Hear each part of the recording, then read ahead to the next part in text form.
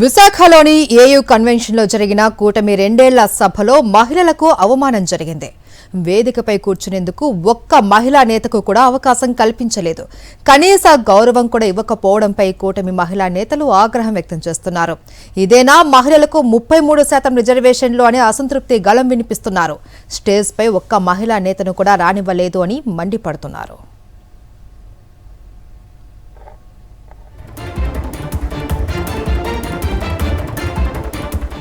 విశాఖలోని ఏయూ కన్వెన్షన్లో జరిగిన కూటమి రెండేళ్ల సభలో మహిళలకు అవమానం జరిగింది. వేదికపై కూర్చునేందుకు ఒక్క మహిళా నేతకు కూడా అవకాశం కల్పించలేదు. కనీస గౌరవం కూడా ఇవ్వకపోవడంపై కూటమి మహిళా నేతలు ఆగ్రహం వ్యక్తం చేస్తున్నారు. ఇదేనా మహిళలకు 33% రిజర్వేషన్లు అని అసంతృప్తి గళం వినిపిస్తున్నారు. స్టేజ్పై ఒక్క మహిళా నేతను కూడా రానివ్వలేదు అని మండిపడుతున్నారు.